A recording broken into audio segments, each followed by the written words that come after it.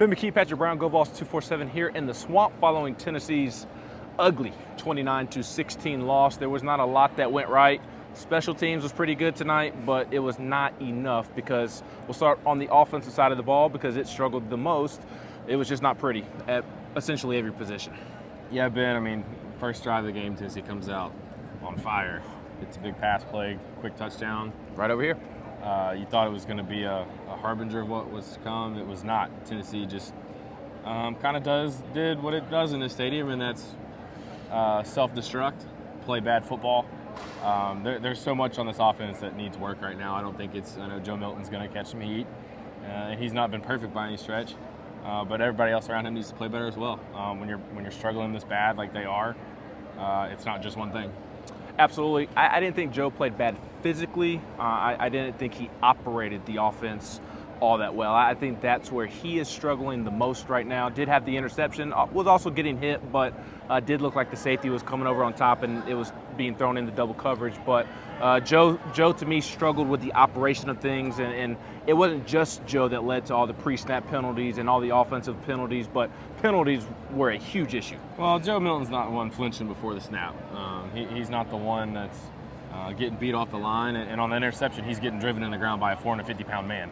So let's see everyone else throw with Desmond Watson bearing down on top of you. Again, protection breakdowns there. They had a shot play open downfield. But, it was weird. We just didn't see as much of the tempo. Tennessee's trademark tempo just wasn't there. I think it gets back to mentally, and you can say this about Milton, but you can say this about the entire team. They just don't play good on the road. It seems like these environments get to them. They get affected because you throw this game in on the two at the end of last season at Georgia, at South Carolina, and it's just more of the same where they just look affected, bothered, and they don't play well, and they make a bunch of mistakes, and they end up on the wrong side of the scoreboard. Yeah, also hard to get in the tempo when you're behind the sticks quite often. I mean, they came out and started 2 drives with 2 false start penalties, and the other one they had to call timeout. So there was clearly something wrong with the communication and getting plays in and all that stuff. Yeah, and then defensively, I mean, Florida just punched Tennessee in the mouth to start the game.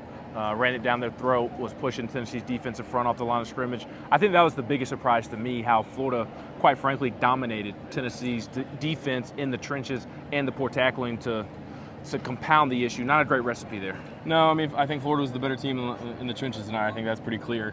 Tennessee's defense just could not get off the field the first half. Florida was 7 of 8, I believe, on third down. Florida going into the game was 6 of 19 for the season. They were the worst third down offense in the SEC.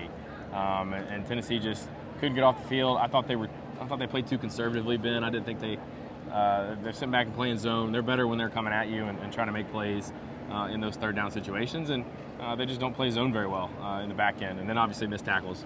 So many missed tackles. The one on the long touchdown run, that was just pitiful.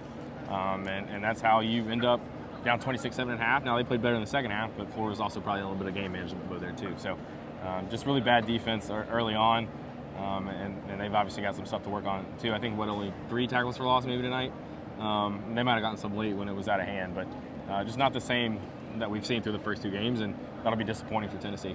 Yeah, and the last thing before we get out of here, going forward, we're going to learn a lot about this culture. I think the culture is in a great place coming into the season, even exiting this game, but it's going to be tested after this one because they got punked tonight. They got punched in the face, and they need to bounce back rather quickly and see how they respond moving forward these next couple of weeks. Yeah, Ben, something Brew McCoy said after the game was that this loss is not going to sit well with me, and I feel like it's the same way with the rest of the offense.